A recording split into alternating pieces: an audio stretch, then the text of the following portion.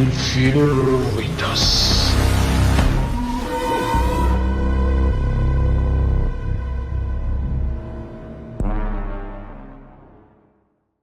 প্রিয় লিসেনার্স, আসসালামু আলাইকুম। ফিল্ডারিয়াল ফেয়ার উইথ আস।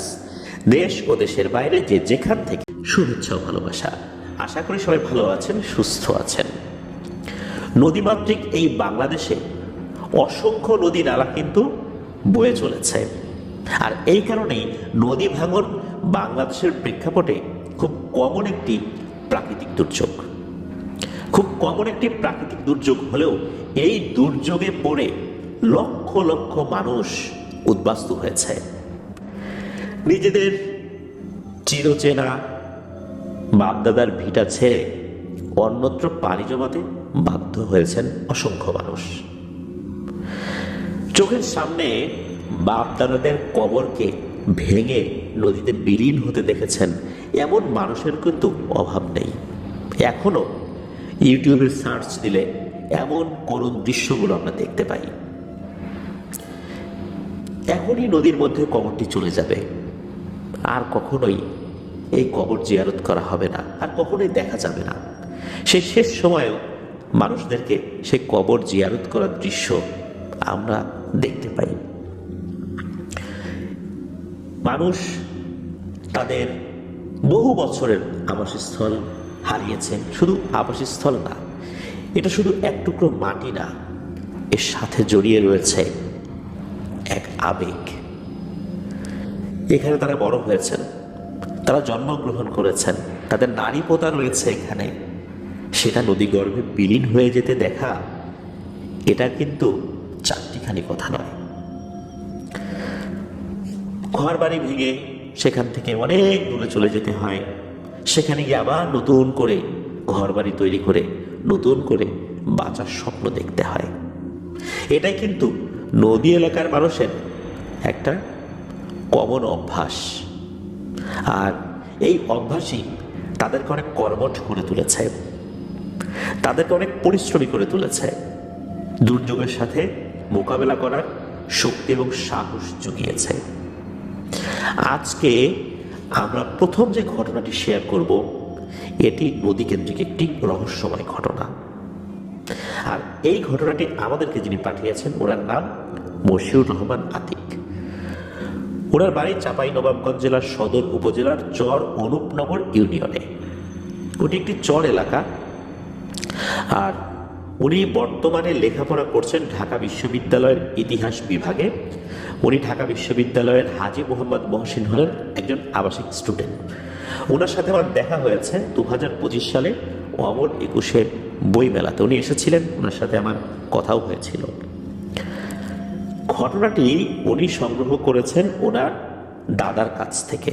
ওনার দাদা এখনো মাঝে মাঝে এই ঘটনাটি বলেন, কেননা এই ঘটনাটি বারবারই মনে পড়ে যায়। ওনাদের বাড়ির খুবই নিকটে বিশাল নদী, ওখানে পদ্মা এবং মহানন্দা একত্রে মিলিত হয়েছে। বাড়ির এত কাছাকাছি নদীটা কিভাবে এলো? 1950 সালে ভয়ঙ্কর এক নদী ভাঙন সৃষ্টি হয়েছিল। এই দুর্যোগে তাদের অনেক আত্মীয় স্বজন দিনাজপুর, ঠাকুরগাঁ, রাজশাহী ওই দিকটাতে চলে যান, যারা এখনো ওই দিকটাতেই বসবাস করছেন। তাহলে ওনারা কেন গেলেন না? বাড়ির এত কাছাকাছি নদী হওয়ার পরও ওনারা এখনো দিব্যি কেন সেখানে আছেন, কিভাবে আছেন? চলুন সেই রহস্যময় ঘটনাটি শুনে আসি। সাল 1950 বা তার আশেপাশে কোনো একটা সময় হবে। তৎকালীন তো আসলে মানুষ এভাবে সাল মনে রাখতো না, কিছু নির্দিষ্ট সময়ের কথা চিন্তা করে সালের হিসাবটা ওনারা করতেন। ভয়ঙ্কর নদী ভাঙন শুরু হয়েছে।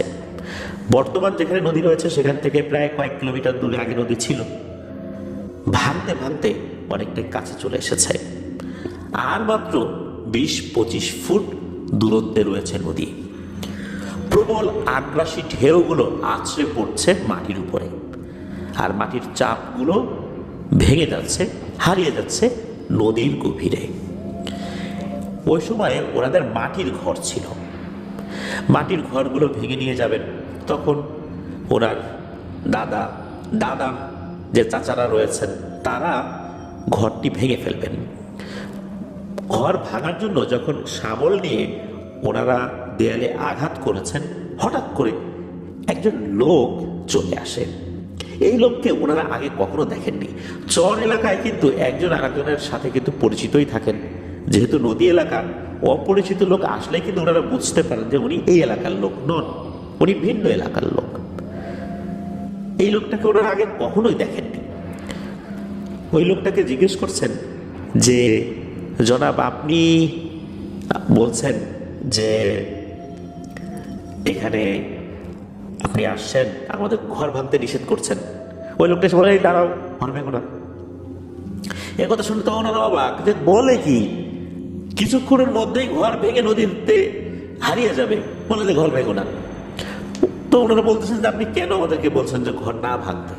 তখন ওই লোকটা বলে যে তোমাদের চিন্তার কোনো কারণ নাই, নদী আর ভাঙবে না ইনশাল্লাহ, নদী ভাঙা এ পর্যন্তই শেষ। এ কথা শোনার পর ওনারা বেশ অবাকই হন আর বলেন যে আপনি যা বলছেন ভেবে বলছেন?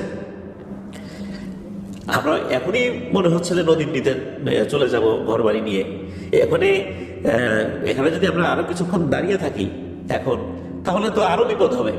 শুধু ঘর বাড়ি না, আমরাই নদীর নিচে চলে যাব। আপনার কথা আমরা কিভাবে বিশ্বাস করব, কিভাবে শুনবো বলেন? একথা যখন ওই লোকটা শুনলেন, শোনার পর বললেন যে তোমাদের চিন্তার কোনো কারণ নাই বাবা, নদী আর ভাঙবে না, নদী ভাঙা এ পর্যন্তই শেষ। তোমাদের ঘর বাড়ি ভাঙতে হবে না, তোমরা এখানে নিশ্চিন্ত মনে থাকো।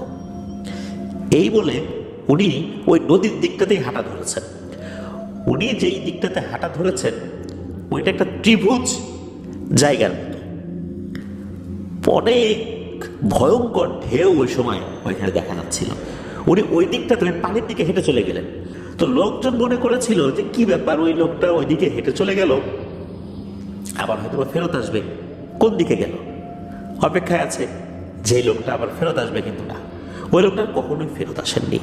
উনি কোথায় গেলেন, কোথা থেকে এসেছিলেন তা আজও অজানা।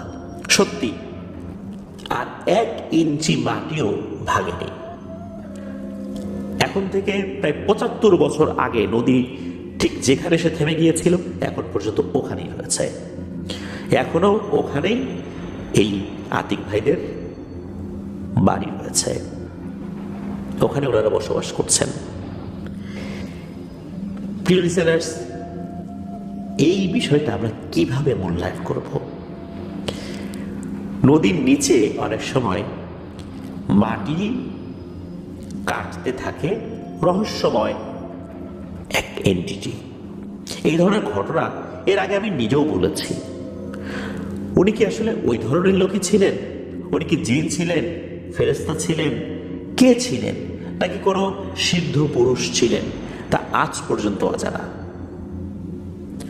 দিন দুপুরে অনেক মানুষই তাকে দেখেছিলেন এবং ওনাকে দেখেছেন এমন অসংখ্য মানুষ এখনো জীবিত আছেন, তাদের বয়স হয়ে গেছে অনেক, কিন্তু এখনো জীবিত আছেন। আতিক ভাই বলেছেন যে তার দাদা এখনো বলেন যে ওই লোকটার চেহারা এখনো তার চোখের সামনে ভাসে। হঠাৎ করে লোকটা উদিত হলো, হঠাৎ করে মনে হলো অস্তমিত হয়ে গেল। অল্প সময়ের জন্য এলো, কথা বলল, আবার কোথায় যেন হারিয়ে গেল। কোথা থেকে এলো, কোথায় বা চলে গেল? এই রহস্যময় এই সিদ্ধ পুরুষের সন্ধান আর কখনোই পাওয়া যায়নি। প্রিয় লিসেনার্স, পদ্মা ও মহানন্দার বর্তমান এই মিলিত স্থান যা আজও রয়েছে, এখানে এসেই নদী ভাঙনের সমাপ্তি হয়েছে। আবার কবে ভাঙন হবে তা বলা না গেলেও দীর্ঘ 75 বছরে ওখানে আর নদী ভাঙন হয়নি, 1 ইঞ্চি জায়গাও নদীর গর্ভে হারিয়ে যায়নি। খুবই রহস্যময় এক ঘটনা। ঘটনাটি ছোট কিন্তু রহস্যময়। আতিক ভাই জানিয়েছেন ওনার কাছে আরো ঘটনা আছে, পর্যায়ক্রমে পাঠাবেন, আমরা অপেক্ষায় থাকবো ওনার পরবর্তী ঘটনাগুলোর জন্য। ধন্যবাদ জানাচ্ছি ওনাকে দারুণ রহস্যময় একটি ঘটনা আমাদের সাথে শেয়ার করার জন্য। প্রিয় লিসেনার্স, চলুন চলে যাব আমাদের এবারের এপিসোডের পরবর্তী আরও একটি নতুন ঘটনায়।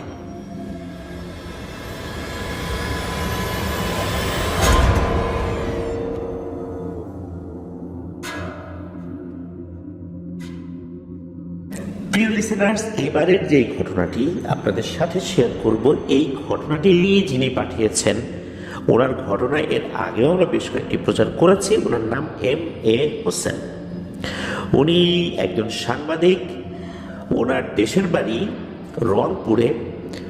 উনি বর্তমানে গাজীপুরের কাপাসিয়াতে রয়েছেন, একটি সমন্বিত কৃষি প্রজেক্টে কর্মরত রয়েছেন।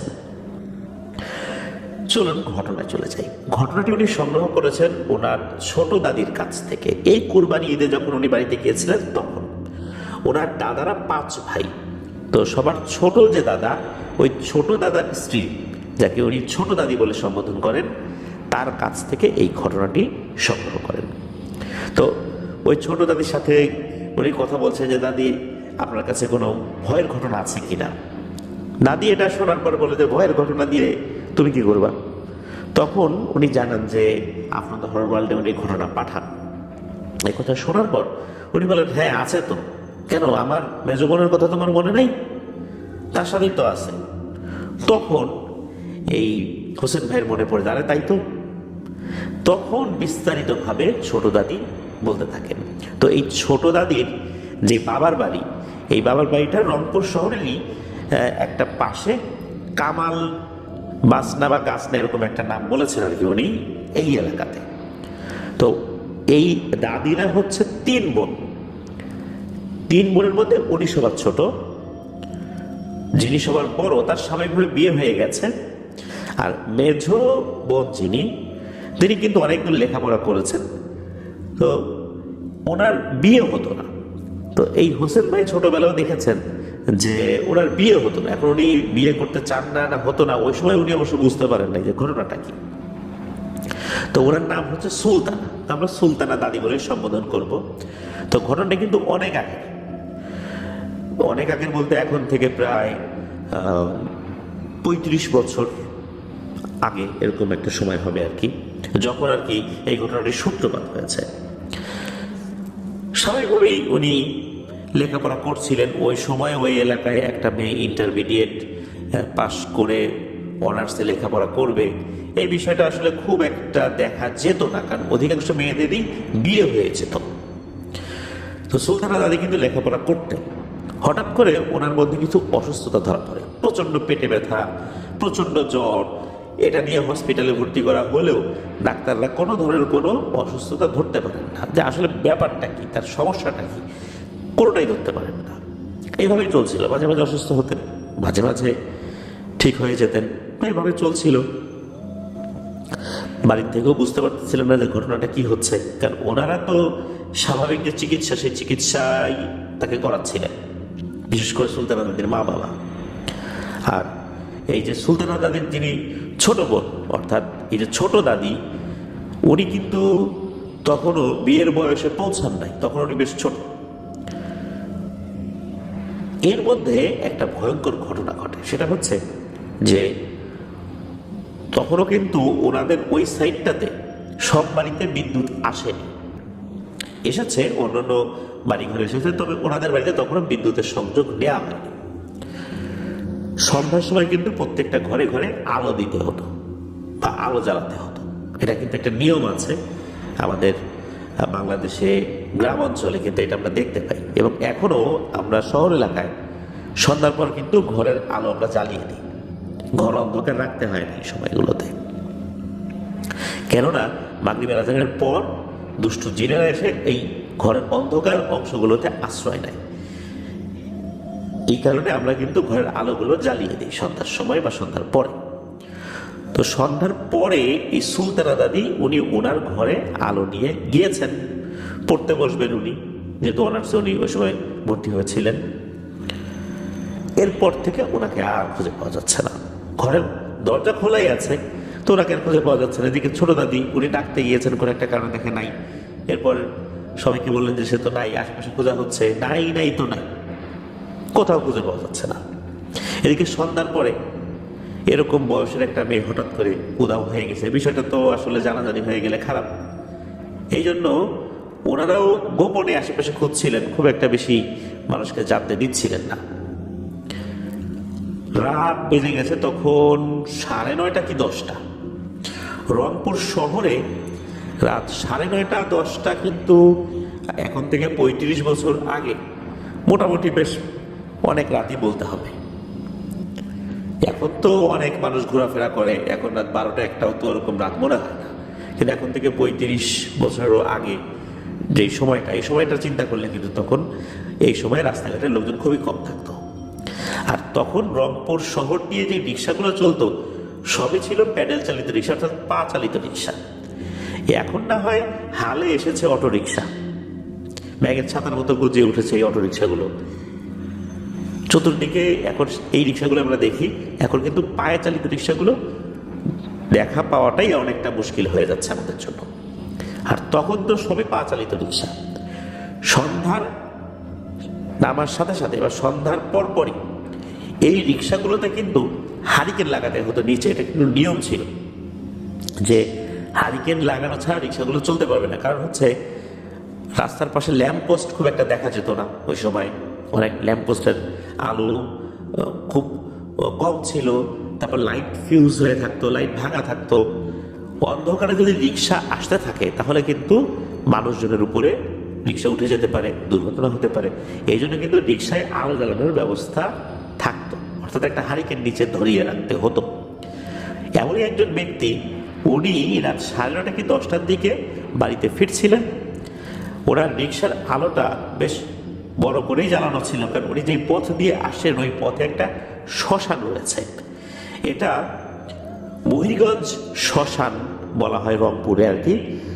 বলা হয় যে মুক্তিযুদ্ধ ভিত্তিক একটি চলচ্চিত্র ওরা 11 জন, এই ওরা 11 জন সিনেমার একটা অংশ কিন্তু এই শ্মশানকে কেন্দ্র করে হয়েছিল। তো ওই শ্মশানের কাছে উনি গিয়েছেন, ওইখানে তো লোকজন খুব একটা নাই, একটা ভৌতিক জায়গা, শ্মশানটা কিন্তু এখনো আছে। উনি ওখানে গিয়েছেন, যাওয়ার পর ওনার জল বিয়োগ করার প্রয়োজন হয়। তো উনি রিক্সাটা রাস্তার পাশে রেখে একটা জায়গায় বসেছেন জল বিয়োগ করার জন্য। হঠাৎ করে ওনার চোখ দেয় সামনের দিকে, উনি দেখেন গুটিসুটি হয়ে একটা নারী অবয়ব শুয়ে আছে। উনি চিন্তা করেন কি ব্যাপার, রাতের বেলায় এখানে এটা কে শুয়ে আছে, যেহেতু শ্মশান। উনি চিন্তা করেন আবার কোনো ভূত প্রেত কিনা, কিন্তু না তো ভূত প্রেত বলেও তো মনে হচ্ছে না। তখন ওনার সন্দেহ লাগে। উনি তখন আস্তে আস্তে ওই জায়গাটাতে যান। যখন কাছে গিয়েছেন এবং চেহারা দেখার চেষ্টা করছেন, দেখেন আরে এ তো সুলতানা। আরে সুলতানা দাদির বাবাকে উনি খুব ভালো করে চিনতেন। উনি তো তখন ওখান থেকে চিৎকার চেঁচামেচি শুরু করছে যে এই আশেপাশে কে আসো, আসো আসো। ওইখানে বাড়ি ঘর যে ছিল না তা কিন্তু না, ছিল একটু দূরে দূরে ছিল। তো উনি অনেক দূরে চিৎকার করছিলেন। একটা পর্যায়ে কিছু লোকজন সরে তারা টর্চ লাইট হাতে নিয়ে বাইরে বের হয়ে আসে, বলে যে কে কোথা থেকে ডাকে। তখন উনি বলছে আমি এই যে রিক্সা দেখো, রিক্সার আলো জ্বলতেছে, এদিকে আসো এদিকে আসো, তাড়াতাড়ি তাড়াতাড়ি আসো, এখানে একজনকে পাওয়া গেছে। ওরাও তাড়াতাড়ি আসেন, এসে দেখেন আসলে এ তো সুলতানা। তখন ওরা ধরাধরি করে সুলতানা দাদিকে রিক্সায় উঠিয়েছেন। তো যিনি রিক্সা চালক উনি রিক্সা চালিয়ে আসছেন, আর দুইজন মিলে সুলতানা দাদিকে ধরে নিয়ে আসছেন বাড়িতে। তখনও কিন্তু ওনার জ্ঞান ফেরে নাই, উনি কিন্তু অজ্ঞান অবস্থায় আছেন। ওনাকে নিয়ে আসা হয়েছে, নিয়ে আসার পর তখন তাকে জ্ঞান ফেরানোর চেষ্টা করা হয়েছে। জ্ঞান ফেরানোর যখন চেষ্টা করা হয়, এই সময়টাও চলে যায় প্রায় 2-2.5 ঘন্টা। 2-2.5 ঘন্টা চেষ্টার পর আল্লাহর রহমতে ওনার জ্ঞান ফেরে। উনি যখন স্বাভাবিক হন তখন ওনাকে জিজ্ঞেস করা হয় যে ঘটনাটা কি হয়েছে। তো উনি বলেন যে উনি যখন সন্ধ্যার পর আলো নিয়ে ঘরে ঢুকেছেন, পড়তে বসেছেন, হঠাৎ করে ওনার কাছে মনে হয় ওনার ঘরের মধ্যে একজন না দুইজন না 7-8টা অবয়বের মতো দেখা যাচ্ছে। তবে এদের চেহারা ভালো বোঝা যাচ্ছে না, আর এদের মধ্যে একটা নারী অবয়বের উপস্থিতিও আছে বলে ওনার কাছে মনে হয়েছে। এরপরে ওনার কাছে মনে নাই। এরপরে ওনার যখন জ্ঞান ফেরে উনি দেখেন উনি বাসায়। এর মধ্যে যে উনি শ্মশানের ওখানে চলে গেছেন, লোকজন যে উদ্ধার করে নিয়ে আসছে, এটা কিন্তু ওনার কোনো সেন্সিং নেই। যেহেতু উনি অজ্ঞান ছিলেন, উনি কোথায় গিয়েছেন কি হয়েছে এটা তো আসলে বোঝা যাচ্ছে না। এই ঘটনার পর পরিবারের লোকজন টনক নড়ে, যে বিষয়টা তো স্বাভাবিক না রে, এতদিন তো একরকম ভাবে ভাবছি, এখন তো বোঝা যাচ্ছে অন্যরকম। তখন ওনারা ভালো হুজুর খুঁজতে থাকেন, একজন হুজুরকে নিয়েও আসেন। তো হুজুর আসার পর ঘর বাড়ি একটু ভালো করে হাঁটাহাঁটি করে দেখেন। এরপর সরাসরি এই সুলতানা দাদির বাবাকে বলে দেন সেই হুজুর যে এই কাজ ওনার দ্বারা হবে না, এটা উনি পারবেন না, আরো বড় কোনো হুজুরকে দেখাতে। তখন এই রংপুরের গঙ্গাচাড়া উপজেলার বেতগাড়ি ইউনিয়নের একজন পীর সাহেবের কাছে যাওয়া হয়। ওই পীর সাহেব বেশ বয়স্ক মানুষ ছিলেন, উনি কোথাও খুব একটা যেতেন না। তো ওনার কাছে যাওয়া হয়, ওনার কাছে যাওয়ার পর এই বিষয়টা বলা হয়। তখন উনি সময় চান যে একটু সময় দিতে হবে, পরের দিন আসতে হবে। তো পরের দিন আবার গিয়েছেন সুলতানা দাদির বাবা। যাওয়ার পর সেই হুজুর বলেন যে এই যে সুলতানা দাদি, ওনার মূলত বিয়ে হচ্ছে না বেশ কয়েকটা জিনের কারণে। 7টা জিন এই সুলতানা দাদির পেছনে পড়ে আছে। এই 7টা জিনের আবার একটা বোন আছে, এই বোনটা আবার এই সুলতানা দাদিকে পাহারা দেয়। ওই হুজুর জানান যে ওনার অনুগত শক্তিশালী জিনদেরকে পাঠিয়েছিলেন খোঁজখবর নেওয়ার জন্য। তবে তারা জানিয়েছে যে তারা এই সুলতানা দাদিকে ছেড়ে যাবে না, কোনোভাবেই বোঝাতে সক্ষম হন নাই তারা। এরা খুবই শক্তিশালী প্রকৃতির জিন। আর হুজুরের কাছে যারা আছে তারাও শক্তিশালী প্রকৃতির জিন, কিন্তু কোনোভাবেই এরাও তাদেরকে বোঝাতে সক্ষম হন নাই। তখন হুজুর বলে ঠিক আছে, সমাধান একটা কিছু করতে হবে, আমি দেখি কি করা যায়, আমি আপনাদের বাড়িতে আসবো। যদিও বা হুজুর কোথাও যান না, তারপর আসতে চান। তো হুজুর এর পরের দিন আসেন। আসার পর হুজুর ওই জিনগুলোকে সুলতানা দাদির উপর হাজির করার চেষ্টা করেন। একটা ঘরের মধ্যে সুলতানা দাদিকে নিয়ে যান। কয়েকজন লোকজন মানে ওখানে ছিল কয়েকজন আর কি, তাদের উপস্থিতিতে সুলতানা দাদির উপর হাজির করা হয়। অন্যান্য লোকজন কিন্তু এই ঘরে ছিল না, তারা দূর থেকে শব্দ পাচ্ছিল যে ঘরে কথাবার্তা হচ্ছে। তো যখন ওই হুজুর জিন হাজির করার চেষ্টা করছেন, হঠাৎ করে মনে হলো যে দমকা বাতাস ওই বাড়ির কাছ পর্যন্ত আসে, আবার চলে যায়, আসে আবার চলে যায়। এরকম হচ্ছে, বোঝা যাচ্ছে যে এদেরকে কোনো কিছু আকর্ষণ করছে, কিন্তু এরা আসতে চাচ্ছে না। একটা পর্যায়ে দমকা বাতাস মনে হলো ওই ঘরের মধ্যে ঢুকে গেল, ধরাম করে একটা শব্দ হলো দরজায় জানালায়, তারপর মনে হলো ঢুকে গেল। আর ভিতর থেকে একসাথে অনেকগুলো কণ্ঠ কথা বলে ওঠে, এই হুজুর ডাকছিস কেন? তুই তুকারি করে অবশ্য সালামও দেয়। তবে হুজুর অত্যন্ত ভদ্রভাবেই কথা বলা শুরু করেছেন। বলছে তোমরা কারা, এই মেয়েটাকে কেন ধরেছ? তখন ওরা বলে যে আমরা ওরকম খারাপ কিছু না, ও মূলত দুপুরবেলা গোসল করার সময় চোল খোলা রেখে পুকুর পাড়ে বসেছিল, আমাদের ভালো লাগছে 7 ভাইয়ের, এই জন্য আমরা ধরছি। আর আমাদের 7 ভাইয়ের মধ্যে যে কোনো এক ভাই এই মেয়েকে বিয়ে করবে, এই জন্য আমরা এর বিয়ে হইতে দেই না। হুজুর বলে না, তো এটা সম্ভব না, তোমরা 7 জন, এই 7 জনের মধ্যে আবার কে বিয়ে করবে সেটা তোমরা এখনো নিজেরাই জানো না, আর মানুষের সাথে তো এইভাবে তোমাদের বিয়ে হতে পারে না, তোমরা চলে যাও। তো এরা তো যাবে না, বলে যে আমাদের এক বোন আছে, এই বোন রেখে পাহারা দেয়, আমরা যাবো না। তখন হুজুর বলে যে ঠিক আছে, যাবা না যখন আমাকে তো চেষ্টা করতেই হবে। তো উনি যখন চেষ্টা করা শুরু করবেন, এমন অবস্থায় ওই জিনগুলো সুলতানা দাদির শরীর থেকে চলে যায়। মানে হুজুর তেমন কোনো তদবির করার আগেই এরা পালিয়ে যায়। হুজুর বুঝতে পারলেন যে বন্ধনীটা দেয়া হয়েছিল একটা স্বাভাবিক বন্ধনী, এই বন্ধনী দিয়ে এদেরকে আসলে কাবু করা যাবে না। হুজুর বলেন যে আমি পরের দিন আবার আসবো ইনশাল্লাহ, আরো কিছু উপকরণ নিয়ে আসবো, তারপর দেখা যাক কি করা যায়। হুজুর পরের দিন আবার আসেন, আবার উনি তদবির শুরু করেছেন, রুকিয়া শুরু করেছেন। তখনও কিন্তু ঘরের মধ্যে কারো ঢোকা নিষেধ। এই যে সুলতানা দাদির ছোট বোন, মানে যে ছোট দাদি যার কাছ থেকে ঘটনা সংগ্রহ করা হয়েছে, উনি কিন্তু ছোট ছিলেন। টিনের বেড়ার ছিদ্র দিয়ে উনি দেখার চেষ্টা করছেন ভিতরে কি হচ্ছে।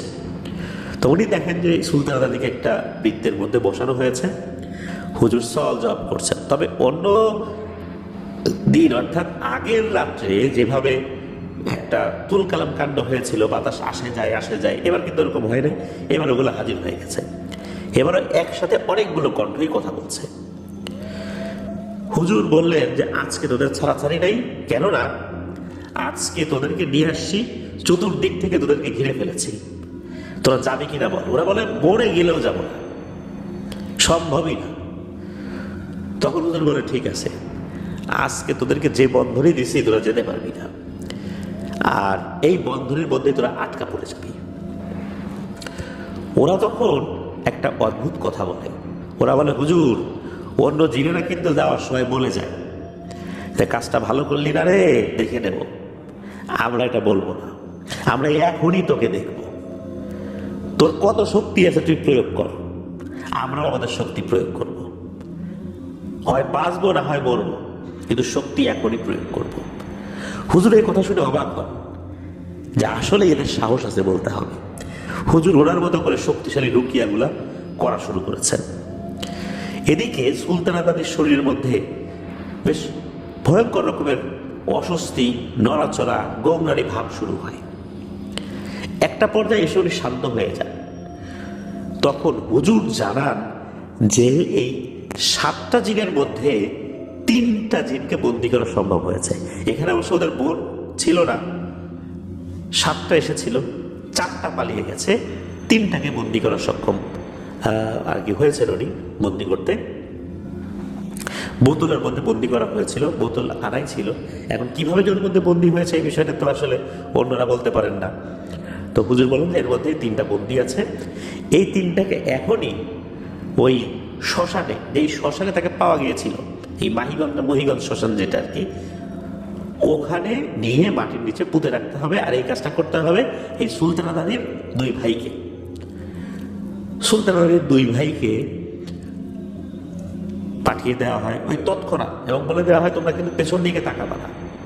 কিছু লোক তাদের সাথে যায়, শ্মশানের কাছাকাছি পর্যন্ত যায়, এরপর ওনারা যান, ওনারা একটা জায়গায় ওই বোতলটা পুঁতে রেখে চলে আসেন। হুজুর ধারণা করেছিলেন যে ভয়ে হয়তো বা 4টা আর আসবে না, কিন্তু তা কিন্তু হলো না। হুজুর তো চলে গেলেন, কয়েকদিন পর থেকে সমস্যা সেই সমস্যা বলতে হঠাৎ করে সুলতানা দাদি নাই, একদিনের জন্য নাই, 2 দিনের জন্য নাই। এরপর হঠাৎ করে কোথায় যেন তাকে পাওয়া যায়, অথবা বাড়িতেই তাকে পাওয়া যায়, ঘরের ভিতরেই পাওয়া যায়। একটা বিয়ের উপযোগী মেয়ে যদি এইভাবে হঠাৎ হারিয়ে যায়, তাহলে জিনিসটা খারাপ না? তার তো বিয়ে শাদী হতেও সমস্যা, পাত্রপক্ষ দেখতে আসলে এই বিষয়গুলো শুনলে তো ভালো মনে করবে না। আর গ্রাম অঞ্চলে এই কথাগুলো দ্রুত ছড়ায়। আর তখনকার সময় বলছি, ওই এলাকাটা মোটামুটি শহর হলেও এখনকার মতো এরকম শহর ছিল না, কিছুটা গ্রামীণ পরিবেশ ছিল বলতেই হবে। এদিকে এইভাবে সময় চলে যাচ্ছে। আর সুলতানা দাদির ছোট বোন, যে আমাদের ছোট দাদি, যার কাছ থেকে ঘটনা শুনেছেন হোসেন ভাই, ওনারও কিন্তু বিয়ের বয়স হয়ে যাচ্ছে। এখন মেজ দাদির বিয়ে হয় না, তাহলে এই ছোট জনের কিভাবে বিয়ে হবে? একটা নিয়ম তো আছে, একজনকে রেখে আরেকজনের বিয়ে দিলে কিন্তু যাকে রেখে বিয়ে দেওয়া হলো তার বিয়ে হতে কিন্তু খুব অসুবিধা হয়। ওনাদের সবার বড় জনের স্বাভাবিকভাবে বিয়ে হয়ে গেছিল, তার কোনো সমস্যা হয়নি। এদিকে এরকম সমস্যা যেহেতু চলছে, অনেক খোঁজাখুঁজি হয়েছে। কেরামতিয়া নামক একটা জায়গা রয়েছে, ওই কেরামতিয়া মসজিদের একজন বয়স্ক ইমামের সাথে দেখা করেন এই সুলতানা দাদির বাবা। দেখা করে সব ঘটনা খুলে বলেন। ইমাম সাহেব বলেন আচ্ছা ঠিক আছে, আমি দেখি এই বিষয়ে তথ্য নেই, কতটুকু কি করা যায় আমি দেখি। পরের দিন যেতে বলেছিলেন, পরের দিন যাওয়ার পর তখন ওই হুজুর বলেছিলেন যে এই সমস্যার সমাধানের যোগ্য আর নাই, এটা অযোগ্য হয়ে গেছে। কেননা ওই যে যিনি ট্রিটমেন্ট করার জন্য এসেছিলেন, উনি 7টাকে বন্দি করতে পারেননি। 7টাকে যদি বন্দি করতেন, ওই তাদের এক বোন কিছুই করতে পারত না। কিন্তু এমন হয়েছে বড় একটা অংশে বাইরে রয়ে গেছে, আর এরা খুবই ক্ষিপ্ত। এরা বলেছে যে তাদের 3 ভাইকে বন্দি করা হয়েছে, তারা তো খুব অপমানিত বোধ করেছে এবং খুবই নির্যাতন করে খুবই কষ্ট দিয়ে তাদের 3 ভাইকে বন্দী করা হয়েছে। তাদের সাথে আরো নেগোসিয়েশন বা আলোচনা করা যেত। জিনেদের একটা স্বভাবই হচ্ছে যে তারা সহজে বশ মানবে না, সবসময় না করবে। কিন্তু ওই হুজুর কিন্তু হয়তো বা আরো চেষ্টা করতে পারতেন, এমনটাই বলেছিলেন ওই কেরামতিয়া মসজিদের ইমাম সাহেব। হুজুর ওই জিনেদের সাথে একটা আলোচনা করেছিলেন, সেটা হচ্ছে তোমরা চলে যাও, তোমাদের 3 ভাইকে আমি সন্ধান করে মুক্ত করে দেওয়ার ব্যবস্থা করছি। তখন তারা কিছুটা নাকি রাজিও হয়েছিল। এরপর ওই কেরামতিয়া মসজিদের ইমাম সাহেব উনি এই সুলতানা দাদির 2 ভাইকে বলে যে তোমরা ওই শ্মশানের ওখানে যাও, তো গিয়ে ওই বোতল 3টা উদ্ধার করে নিয়ে আসো। তো ওনারা ওখানে গেছেন, কোথায় যে ওনারা কাটছেন এটা তাদের কিন্তু মনে ছিল। ওখানে গিয়ে তন্ন তন্ন করে খুঁজেছেন, মাটি কুপিয়েছেন, কোথাও ওই বোতল ওনারা পাননি। অবাক কাণ্ড, বোতল কোথায় গেল? হুজুর তখন ওই 4 জন জিনের সাথে নাকি যোগাযোগ করেছেন। ওই 4 জন জিন বলেছেন যে এই বোতলগুলো যে কোথায় গেল, কি হইল, কোথায় হারিয়ে গেল, এটা তারা নিজেরাও বলতে পারে না। তারাও নাকি অনেক খুঁজেছে যে কে নিয়ে গেল, কিন্তু কেউ বলতে পারে না। জিনেদের কাছে অনেক ইনফরমেশন থাকে, তথ্য থাকে, কিন্তু তারাও বলতে পারেনি যে এই 3টা বোতল কিভাবে গায়েব হয়ে গেল, তাদের 3 ভাই কোথায় গিয়েছে। কোনোভাবেই তারা তাদের 3 ভাইয়ের সাথে কমিউনিকেশন করতে পারে নাই। ওই 4টা জিন ধারণা করে যে কোনোভাবে কোনো এক তান্ত্রিকের খপ্পরে পড়ে গেছে এই 3টা জিন, এদেরকে বন্দি করে নিয়ে গেছে, এমন মায়াজালে বন্দি করে রেখেছে যে ওই 3টা জিন কোনোভাবেই তার গোত্রের সাথে যোগাযোগ করতে পারছে না। হুজুর খুব আশাহত হন, একটা সমাধানের পথ বের করলেও শেষ পর্যন্ত তার হলো না। তখন হুজুর এই সুলতানা দাদির বাবাকে জানিয়ে দেন এটা সমাধানের যোগ্য নয়, আর তারা জানিয়েছে যারাই এই সুলতানা দাদিকে বিবাহ দেওয়ার জন্য চেষ্টা করবে তারাই বিপদে পড়বে। সুলতানা দাদির আর বিয়ে হয়নি, ওনার বর্তমান বয়স 55 বছরের উপরে, কিন্তু ওনার বিয়ে হয়নি। উনি স্বাভাবিকভাবে জীবনযাপন করেন, নিজের কাজ নিজে করেন, ভাইদের সাথে থাকেন, সবাই ওনাকে সম্মান করেন, জানে যে আসলে সমস্যাটা কি। তো এই যে ছোট দাদিকে প্রশ্ন করেছিলেন হোসেন ভাই যে আপনাকে এর পরও চেষ্টা করেন নাই বিয়ে দেওয়ার জন্য, তখন উনি বলেছিলেন যে হ্যাঁ, একবার চেষ্টা করেছিলেন, তার মা শুধু কথা বলেছিলেন এক পক্ষের সাথে, এরপর পরে নাকি ওনার এক পা প্যারালাইজড হয়ে যায়। এই কারণেই এরপর থেকে আর কেউই এই বিষয়ে আলোচনাই করে না। সুলতানা দাদির মা বাবা অনেক আগেই মারা গেছেন। সুলতানা দাদি এখনো সুস্থ আছেন, ভালো আছেন, তবে ওনারা সংসার করা হয়নি। ওই জিনেরা নাকি তাকে নামাজ পড়তে বলে, পাক পবিত্র থাকতে বলে, কিন্তু তাকে ছেড়ে যায়নি, তাকে নাকি ছেড়ে কখনো যাবেও না। সুলতানা দাদির সাথে তারা এসে কথাও বলে। সুলতানা দাদি এই বিষয়টাতে অভ্যস্ত হয়ে গেছেন। সুলতানা দাদির সাথে কথা বললে নাকি বোঝা যায় না যে ওনার এক সমস্যা রয়েছে। উনি একদম সুস্থ স্বাভাবিক মানুষের মতোই আচরণ করেন, কোনো ধরনের কোনো পাগলামি নাই, কিচ্ছু নাই। ওই জিনেরা ওই রকম খারাপ ছিল এটাও বলা যাবে না, তবে মূলত ওরা যখন ওদের 3 ভাইকে চিরতরে হারিয়ে ফেলেছে, এটা তাদের একটা ক্ষোভ আরো মারাত্মক আকার ধারণ করতে সহায়তা করেছে। এই জন্য তারা আর কখনোই সুলতানা দাদিকে ছেড়ে যায়নি। আসলে কি হয়েছিল, ওই 3টা বোতলের কি হয়েছিল, ওই 3টা জিনের কি হয়েছে, এটা কিন্তু জানা যায়নি। আরো একটা সমস্যা হলো কি, যে এই যে হুজুর যিনি এই তদবিরটা করেছিলেন, 3টা জিনকে বন্দী করেছিলেন, ওখান থেকে চলে যাওয়ার কয়েকদিনের মধ্যেই নাকি উনি মারা যান। যদিও বা ওনার অনেক বয়স হয়েছিল, বয়সের কারণেই মারা যান নাকি অন্য কোনো কারণে মারা যান এই বিষয়টা বলা মুশকিল। যেহেতু বয়সের কারণে উনি এক জায়গা থেকে আরেক জায়গায় চলাচল করতেও খুব কষ্ট পেতেন, হতে পারে ওই কারণেই মারা গেছে। আবার হতে পারে এই 3টা জিনকে বন্দি করার একটা প্রভাবও কাজ করতে পারে, তবে এটা নিশ্চিতভাবে বলা যায় না। তো এটাই ছিল ঘটনা। ধন্যবাদ জানাচ্ছি হোসেন ভাইকে, দারুণ দারুণ সমস্ত ঘটনা আমাদেরকে পাঠাচ্ছেন। এই জন্য আশা করছি আপনার কাছ থেকে আরও অনেক ঘটনা ইনশাল্লাহ আমরা পাবো। প্রিয় লিসেনার্স, যারা ধৈর্য ধরে আমাদের এবার পুরো এপিসোড শুনলেন, সবাইকে জানাচ্ছি জাযাকাল্লাহ খাইরান, অন্তরের অন্তঃস্থল থেকে ধন্যবাদ। যারা ঘটনা পাঠিয়েছেন, আতিক ভাই, হোসেন ভাই, আপনাদের দুজনকেও ধন্যবাদ জানাচ্ছি। প্রিয় লিসেনার্স, যারা আমাদের সাথে যুক্ত হয়েছেন কিন্তু এখনও লাইক বাটন প্রেস করেননি, এই ভিডিওর লিঙ্কটা শেয়ার করেননি, তাদেরকে অনুরোধ করছি লাইক বাটনটা প্রেস করে দিতে আর ভিডিও লিঙ্কটাও শেয়ার করে দিতে। আপনারা ঘটনা পাঠাতে পারেন লিখে বা রেকর্ড করে afnanthorwal@gmail.com এই ইমেল অ্যাড্রেসে। ঘটনা কেমন লাগছে তা জানিয়ে ভিডিওর কমেন্ট সেকশনে কমেন্ট করতে ভুলবেন না। এছাড়া আমাদের ফেসবুক পেজের গ্রুপ রয়েছে afnanthorwal নামে, সেখানে গিয়েও আপনারা আপনাদের মতামত জানাতে পারেন। প্রিয় লিসেনার্স, আসছে সোমবার হরর নাইটের নতুন আরও একটি এপিসোড নিয়ে ইনশাল্লাহ আপনাদের সাথে ঘটনা শেয়ার করতে আসবো। সবাই ভালো থাকবেন, সুস্থ থাকবেন, আমার জন্য দোয়া করবেন, আমার পরিবারের জন্য দোয়া করবেন। আপনাদের জন্য দোয়া রইল, আপনাদের পরিবারের প্রত্যেকের জন্য দোয়া রইল।